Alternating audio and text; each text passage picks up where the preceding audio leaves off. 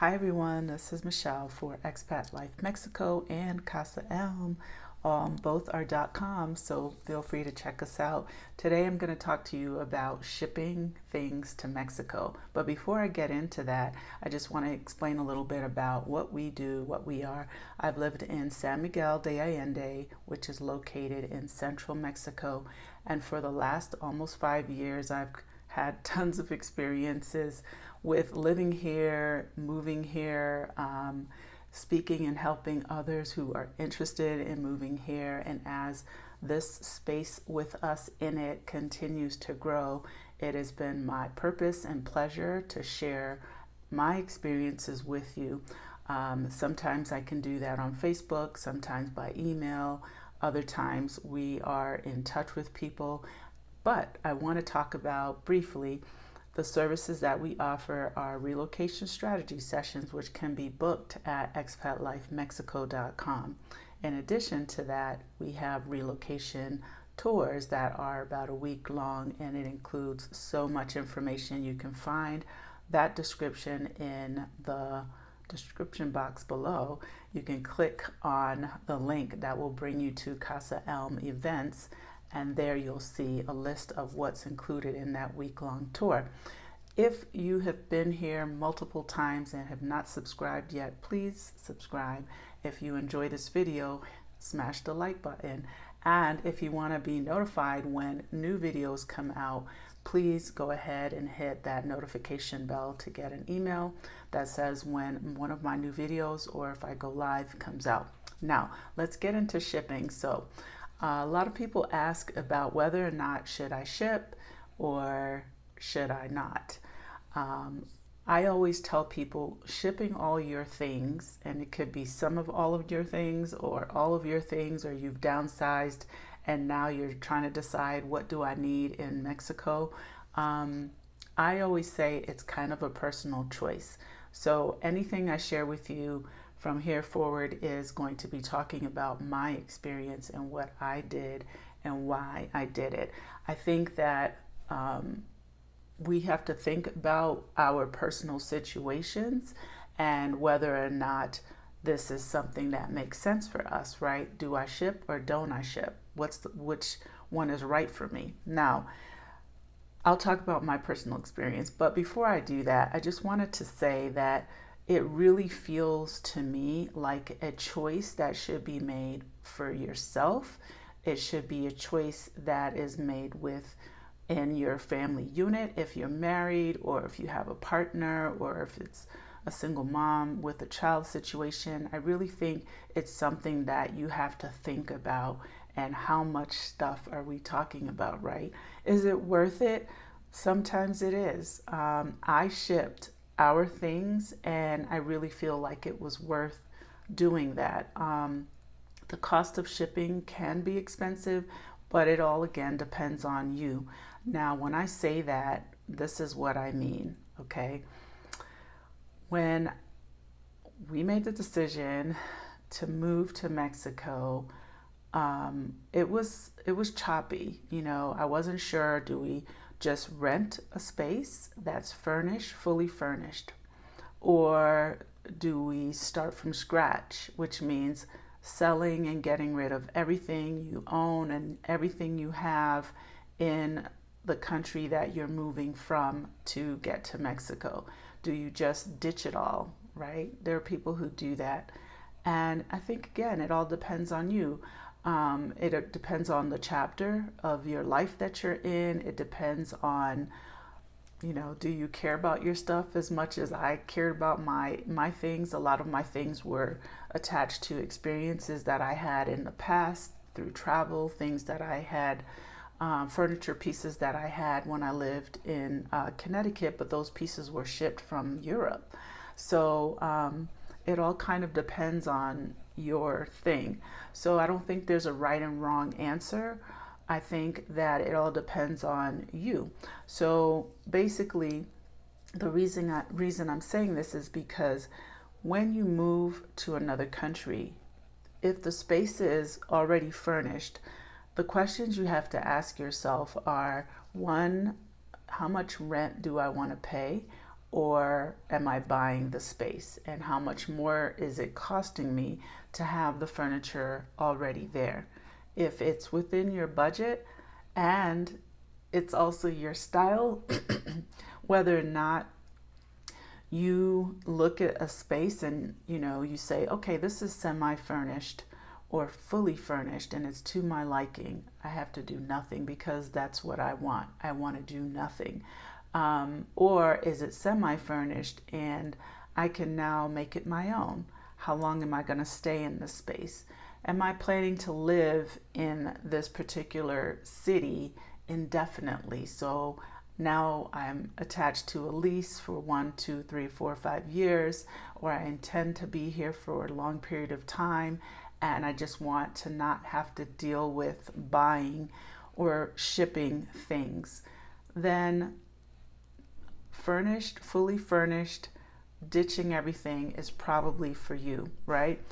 Basically, it's not a simple decision in my opinion, right? It's a personal decision. So I don't think it's something that you should attach yourself to someone else's situation. I think you have to really think about what values are attached to the things that you have where you already are. So in saying that, is it easy to find a furnished place in San Miguel de Allende? Most places, yes. If they're for rent, they probably have already operated as an Airbnb or a fully furnished apartment for someone. Now, why didn't that work for me? Because I like to decorate. I like my things. I like a space to represent who I am. I like a space that feels like it's me. I like a space that looks like my style and it feels like what I want to see when I walk in the door. This was important to me, and so it was important for that space to kind of house all of these emotions. In addition to that, when I moved here, there was a lot of anxiety around whether or not it would feel like home. Will it become home, right? Will this city be long term? I wasn't 100% sure, but I knew for sure that I did not want to go back to the United States. So I decided I'm all in, right? I'm going to bring our things with us. I don't want to have a storage unit. I had a house or 2 units in Florida, and there was storage space in one of them. And I remember thinking I could put most of our things in here and then see how it goes and whatever. And when I finally figured out, okay, this is where we're going to live in San Miguel de Allende, I remember thinking, I don't want to leave anything behind because I already experienced that like early 2000s or mid 2000s, moving from Dallas to Florida and moving the things to Florida and having things in storage for like probably 2 years, I'm embarrassed to say. And it was just a lot of money. You start to forget, what do I have? What's in there? What am I going to do with this? And it's like life moves so quickly. Things change. You're just like the constant progression of things without having a real plan to go and reclaim all this stuff in a 10 by 10 or 10 by 14 or 10 by whatever it was. I don't even remember. I just remember it was full, jam full of things from the house that I used to live in when I was in Texas. And I just remember thinking, like, I don't want to pay for a storage unit. I don't want to go through all of this again. And I would rather make that upfront investment and decision to either get rid of everything and start all over again, which we'll talk about in a minute because I wasn't going to do that either, or downsize and pick and choose the things that are really important to me and just go for it and just move it, right? And once I get to Mexico, then like decide, do I need every single item? Does every single item fit in this new space, or do I try to downsize a little bit more. So in saying all of that, it was not an easy decision. It definitely cost money. We'll talk about that, or at least my cost, in a short while. But it just didn't make sense to me to store things, and it didn't make sense to me to move everything. It didn't make sense to me to get rid of everything and start all over. So my decision was downsize as much as possible. Now, in the downsizing part, it's a tough decision. It's a tough decision to get rid of things because you can look at it and you say, oh, every item probably feels like it has some kind of use, right? Oh, I have this desk. Do I move this desk or do I not? Oh, this means so much to me. It's sentimental. Do I move this item or not? I have a book collection. Do I take my book collection or not? Like, honestly, I don't have answers for you with that. You have to decide what you can and cannot live without, right? The way I did it was I just looked at each area, each room, each space, and I was like, okay, how easy would it be for me to replace some of these items?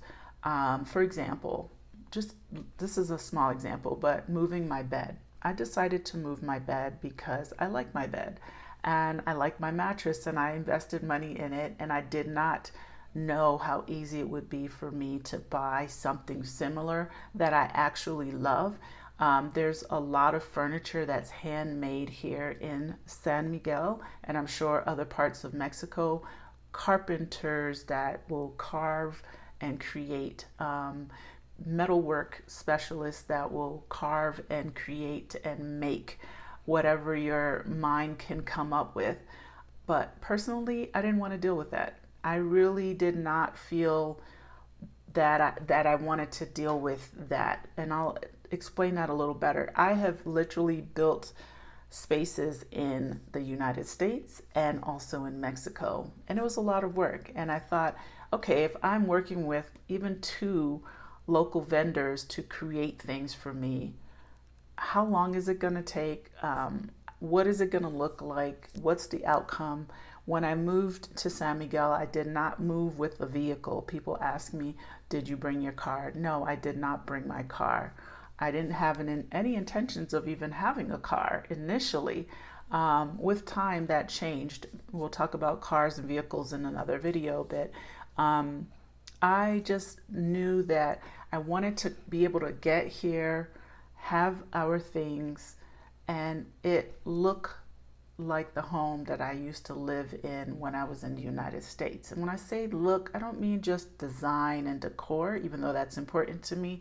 I mean, it just felt like home within a month versus 6 months or a year, because I'm starting all over from scratch and I'm looking for more furniture, and I'm looking for the right mattress, and I'm looking for the right dining room table, and I'm looking for, like, the thought of that was so overwhelming to me to start from scratch. If I got an unfurnished unit and I needed to buy a refrigerator, I need to buy a microwave, I need to buy kitchen appliances, I need to buy furniture, I need to buy mattresses and beds. Like, just talking about it felt very much like a lot of anxiety. So my whole experience back then was, we got a lot on our plate mentally, emotionally. This is a new space. This is a new country. Yes, now I've been here for almost 5 years and things feel more settled to me. But that was part of the decision that helped me decide that I want to ship my things. But in the shipping process, or prior to making decisions on each thing, or what to bring and what not to bring, it took a long time. I had I think it was a 3-bedroom townhouse, and I'm not a clutter hoarder person, but I had a little mini storage unit at the back of my townhouse, and I had stuff in there. It was very organized, but it was still full. It was full of things that, again, I thought, over the years, from moving from Texas to Florida, I need these items. I need this, I need that. I want to keep my curtains. I might need them one day, blah, blah, blah, blah, blah. And I remember starting in January of 2018, clearing things out, making the downsizing decision. And luckily my mom was with me, and it took a while. It took months, because I was trying to be very meticulous about it somewhat. And I remember giving away so much stuff, or just getting rid of, trying to sell things online. It's ridiculous. Like, I wasn't able to have a yard sale because I lived in a development. And I remember just like putting things maybe on Craigslist, bigger items, and just like, it was a lot, you know. And I remember I had a Dominican neighbor. She was sweet as pie. And I told her I was moving to Mexico, and I would give her things because she told me she would sometimes ship things down to the Dominican if she could.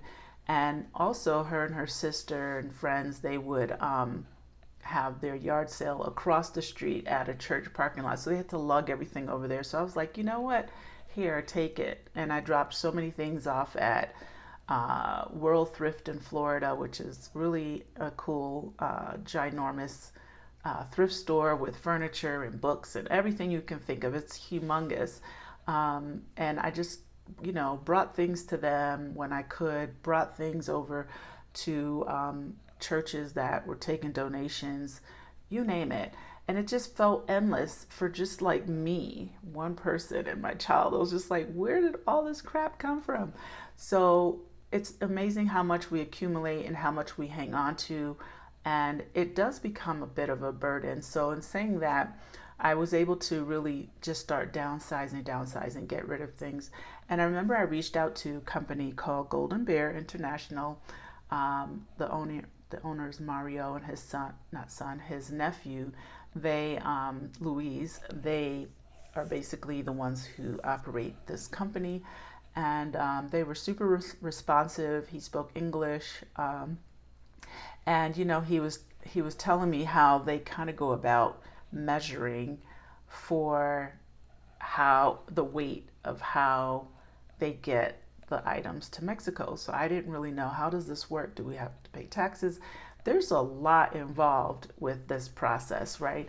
But they made it happen. He basically said, take a video. I told him I had about 1 bedroom worth of things, you know, because I was bringing a sofa set.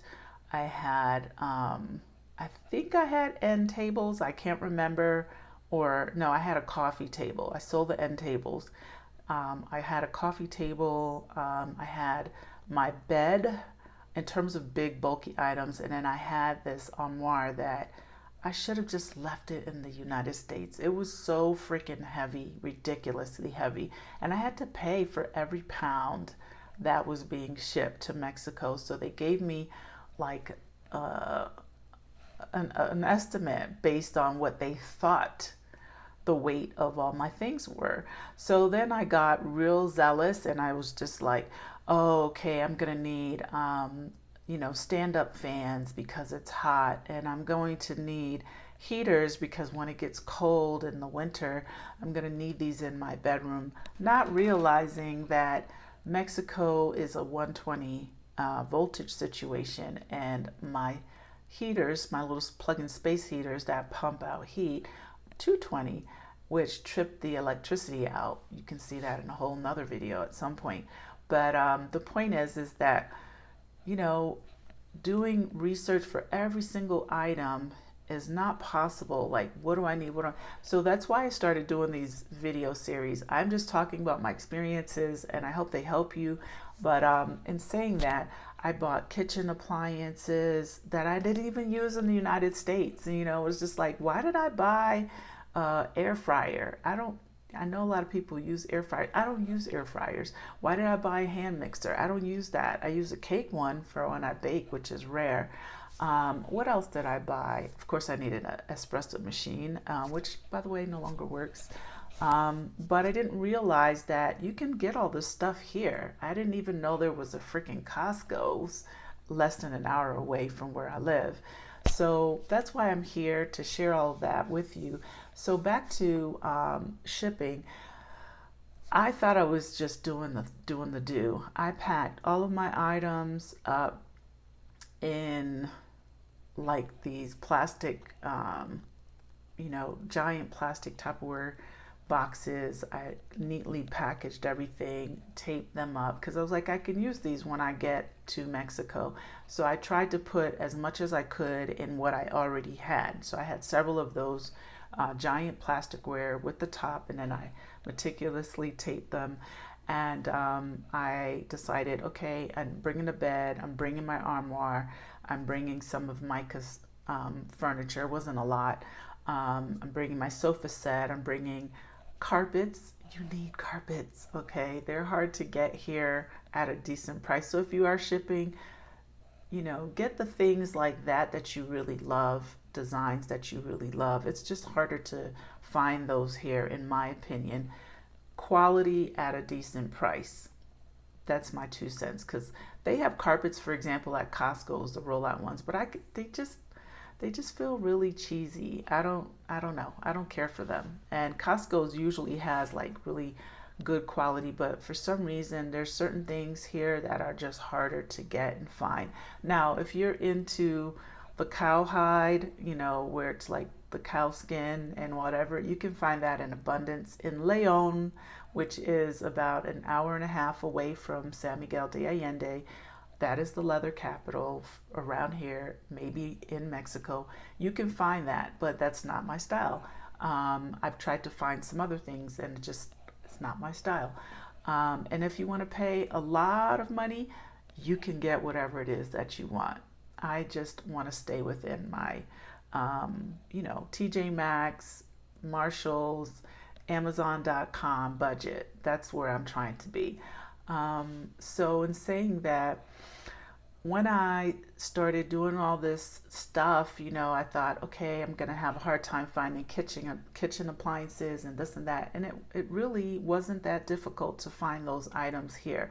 Now, you just have to make sure you're buying a good quality brand, because if you don't, it's probably not going to last very long. If you are into cooking, bring your pots and pans that are quality with you, your utensils and all your gadgets that you already have.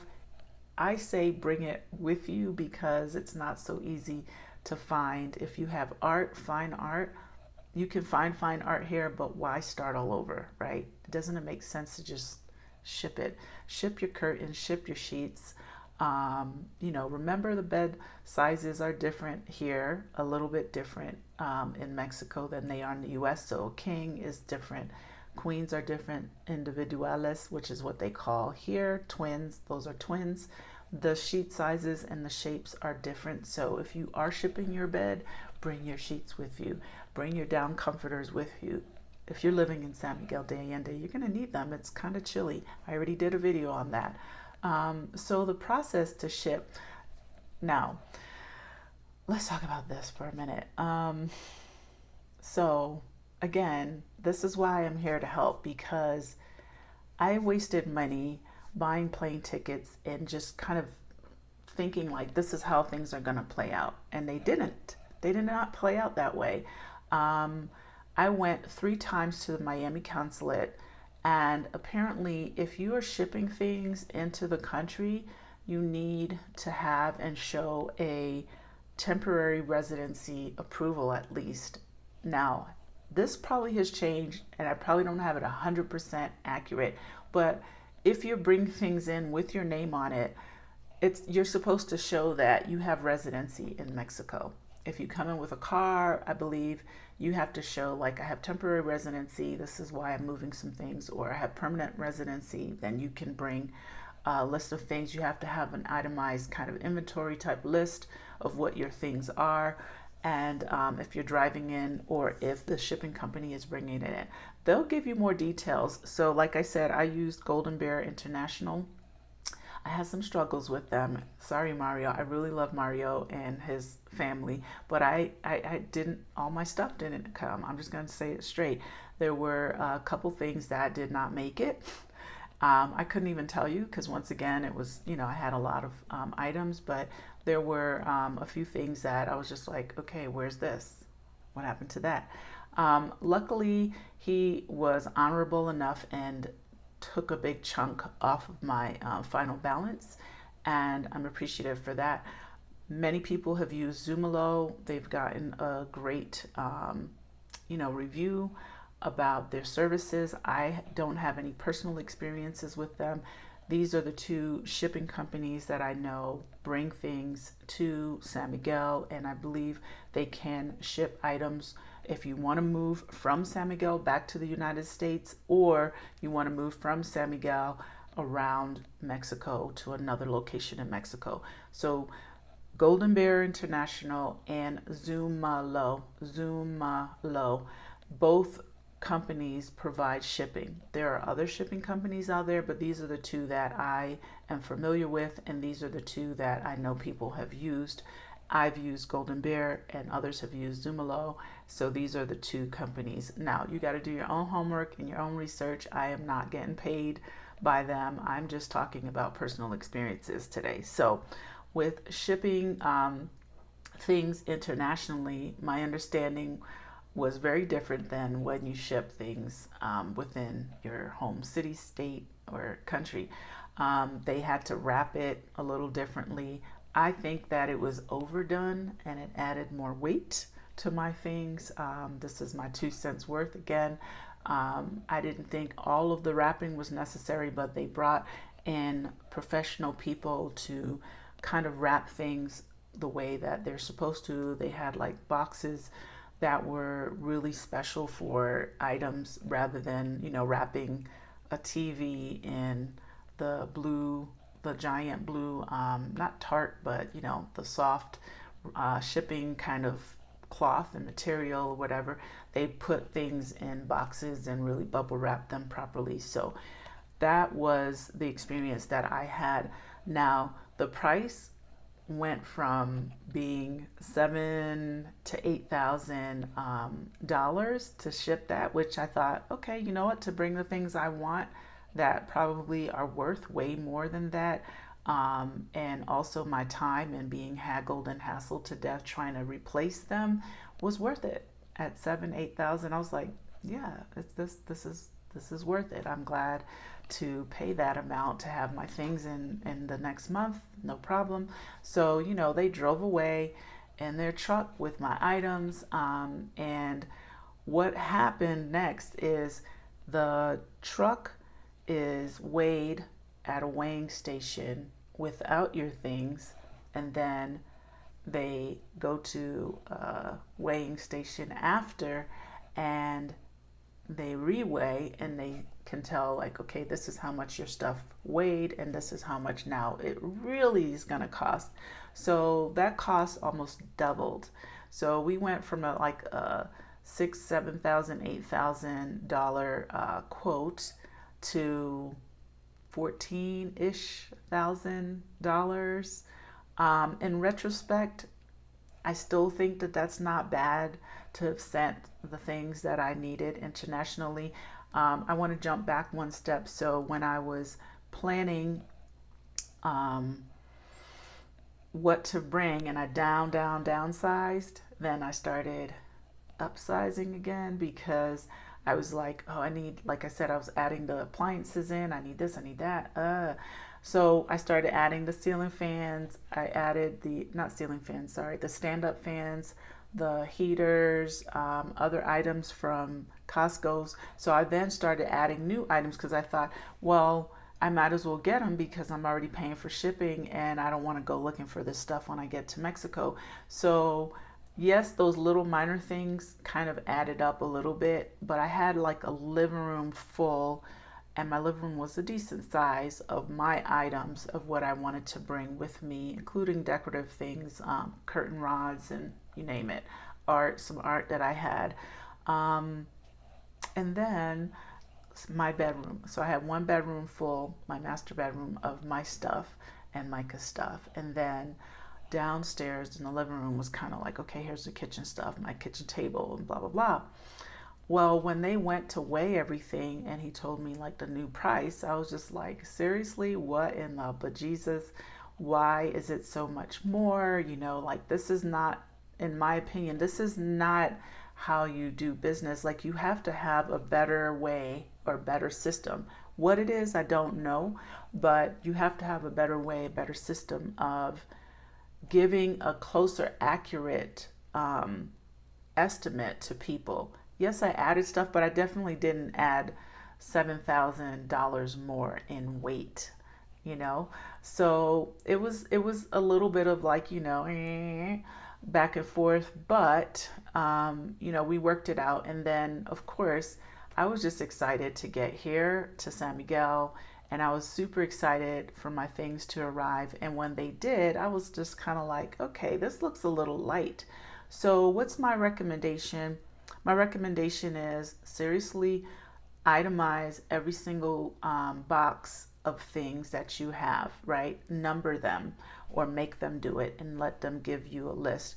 Know what's in your box, know how many boxes, know how many packages you have. I actually started doing that and then they wanted to take over. Okay. So I know it sounds a little shady. I don't think that that's their intention at all, but things happen and then all of a sudden you have, a bad taste in your mouth.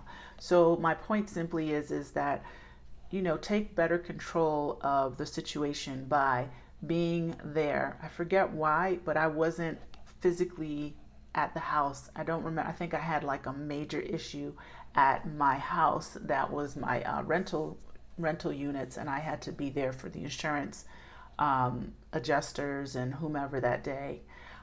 So I wasn't physically where I was supposed to be because I had this other emergency at my property. So when I got there, they were done. They had wrapped everything up and it was on the truck. And I was like, okay, empty house.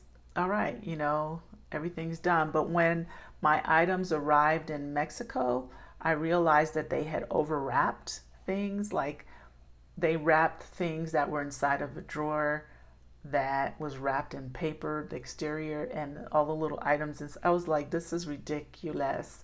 And so it to me added more cost. And, I felt like that was like really intentional and it was not cool. So I'm just giving you, my true opinions about it. And I think that you have to be there, you have to be present. And unfortunately, in my case, I just could not be present that day. It was never a plan for me to not be present, but I couldn't be present because of this other catastrophe that was happening at my home, my house my rental income property in Florida. So I just missed out on being present, making itemized lists, like like this box has this is box number 1, this is box 2, and this is what's in it, box 5, box 10. These are the things. So when my things arrived in Mexico, I was just like, this looks a little light, but I had no way of knowing exactly what was missing because it just felt like some clothes were missing and things. And I was just like, did I give that away? What was most obvious was I had an actual TV missing and it just went poof. And I had one of my fans that were missing. I had 3 of each, 3 heaters and 3 stand-up fans. Those were like kind of the more blatant things that I was just like, okay. And then it was like, are you sure that I'm like, bro, I am sure. Here's the video. Because I did a video of my stuff. But, I didn't do a video of the little things packed in boxes and stuff. And yeah, and then a few months later, I was going to a formal event and I was like, where are my formal shoes? Because, I didn't wear them. So I didn't really think about them till I needed them. And I was like, they're not here. So in saying that, I didn't pay the full amount. We negotiated that way down. Um, is it a bad idea to ship? No, it's not. It's just have like really a good, clear inventory. Investigate the company that you're using. Again, I don't think their company is necessarily horrible, because you can't control everything. You know, you have people working for you, and those people may be doing things that are out of your control. So I'm going to give them that credit. You know, I know this person, and I don't think that they had any control over some of those things. It's also passing through customs at the border, which probably creates some challenges as well. You know, they're checking to see what's inside boxes and things like that. So do you ship your valuables? Absolutely not. You know, like, bring those things with you in your carry-on when you're coming down, or in your car if you're driving. Like, never put anything valuable in boxes or things that are out of your control or out of your eyesight. You know, would I put my laptop in a check-in suitcase? Never. Like, never. I don't even put my sunglasses, because my sunglasses cost me a lot of money. So I always put them in my carry-on. And when we get on the plane and they're talking about, oh, we don't have any more space, I'm like, I'm going to fight you for my suitcase to get. Or I usually travel with a big enough purse that I could put a little child in there, and I'll just start dumping my things in there that are of value. If I have jewelry, I put everything on my person. Okay, so that's a tidbit for shipping things. Now, one of the things I wanted to say about shipping smaller things from the United States to Mexico, it is not worth it. Period. End of story. If you know someone traveling from the US down here, just send it to them and have them bring it on the plane. If it's of value, make sure it's on their check-in. Not in their check-in, it's in their carry-on or their purse or their backpack that they're bringing on the plane. I have my mom bring things down for me, or if other people, if they're coming down, when I need something that's of importance. There is, again, Amazon.com, which is the US side. There are items that will ship to Mexico, but you need to put in the delivery address, the Mexico address, and it will tell you these items ships to Mexico. And then you want to see how much are they charging you for that, because it is extra. Or go to amazon.com.mx and see what's available in that category of what you might be looking for. It is more limited, but sometimes they have Prime and it gets here pretty quickly. As far as mail, okay, I was so happy to get rid of receiving mail. I do not understand the obsession people have with mail, and I got to get my mail. I don't need to get any mail. I used to hate getting mail. I had a mail box that I would not even check, because I was just like, whatever I need is automated and that's it. Send it to me on email. The rest of y'all just need to go in the trash, and that's what I would do. Now, that doesn't necessarily apply to everyone. Yes, I know people get important, but everything's automated nowadays practically. Figure out how to get it automated. Figure out how to get money sent to your bank account. Okay, figure out how to get your bills sent to you by email. Have an auto system where it comes out automatically out of a bank account. If you don't want to do that, then figure out how to get an email so it reminds you, oh, due today, and you get a notification and you go and pay it. Okay. Now, can you get mail in Mexico from the US? Yes, but you're going to pay for that. There's a company called La Conexión that here in San Miguel, okay, anything I'm talking about is usually about my experiences in living in San Miguel. You can get mail that is going to go through La Conexión. They charge a fee. I don't know how much it is. I think it's almost like having a post office box, $110, $150 maybe for the year. But what they do is they have a box in Texas, and you can use that Texas address. It's going to be where your stuff will be shipped. And then I believe they bring mail down for whoever has an account with them and paid for it, maybe once or twice a week.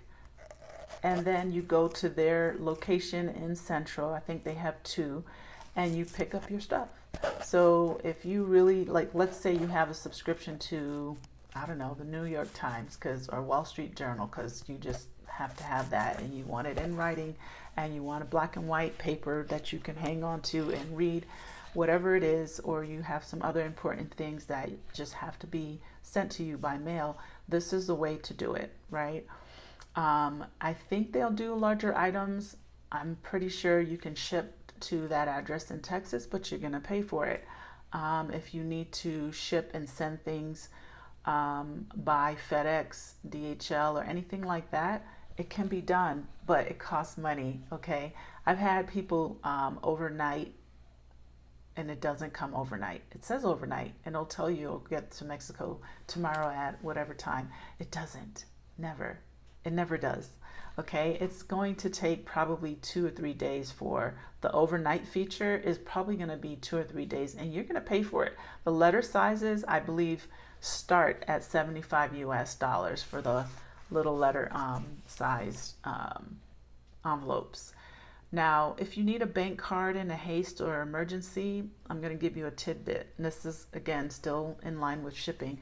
The best thing to do is, if you have a bank account in the United States and you have a U.S. address in the United States, the bank usually will issue a replacement card and ship it to you at, I believe, no additional cost, unless you want like more express. Some banks will charge you maybe a small fee. I say small, like $10 or $15 to more express mail it to you. But if you're okay with their regular express, they will ship it to you in Mexico, right? As long as it's not a new account, you're not setting up a new account, and you're just asking for a replacement card, you can actually get that sent to you here in Mexico.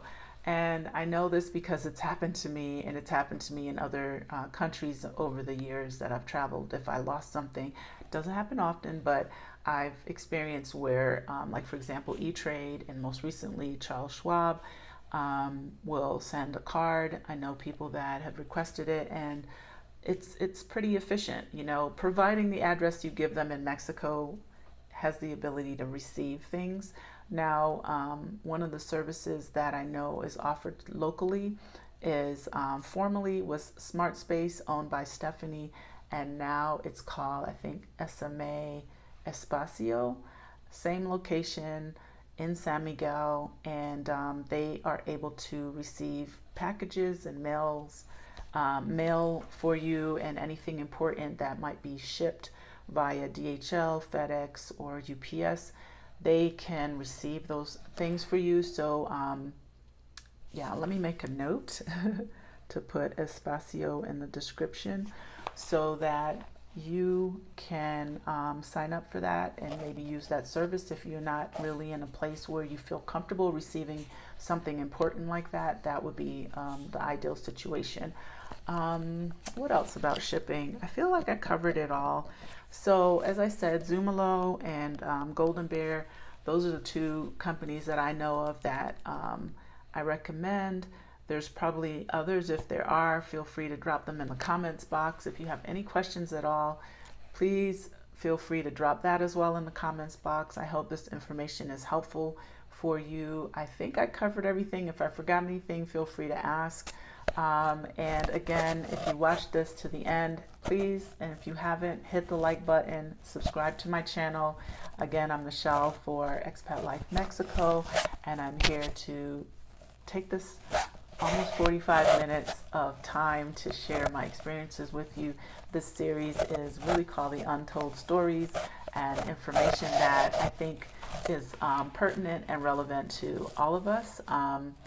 Oh, I know what I wanted to say in addition to that is, you know, if you decide not to bring things, you want to start all over because it's exciting for you to start all over, go right ahead and do that. I may do a video on buying furniture and how easy or difficult it may or may not be, or how cost effective that may or may not be, but it is a lot of work. I can tell you that from being here. I think sometimes the quality of the furniture and stuff like that in places that we would probably kind of put on equal levels in the United States price wise and what and how it looks like, depending on where you are, you know, like if you have a grand home that's more Mexican in style, I think it's hard to find, you know, take those modern shops with the pretty colored, you know, furniture and things. They're chintzy, they're small, and they look cute in the magazines and they look cute in the shop, but then you bring them home, you're like, oh, this doesn't really fit in this space. Get like the grandioso pieces, it costs money. So, you know, if you got it like that, amen, praise God, hallelujah for you. But if you don't, it's going to just be more work. Sometimes, like I said, you can buy a home that's already decked out. Again, if you got it like that, great, you know, but a lot of us are coming on fixed incomes and budgets and stuff. So it might take a little bit more. So in saying that is balancing that all out in your head. How do I do it? What do I do? How should I do this move? Is really something to consider and something to think about. And just, you know, how much stress am I coming here to have like an easy, smooth move, or am I coming here to start all over with buying things? So again, personal choices, personal experiences, personal desires, wants and likes. There is no one, you know, fit all kind of thing. One size fits all. It's up to you. It really is up to you. So I think the best advice I can give is really sit down and think about it.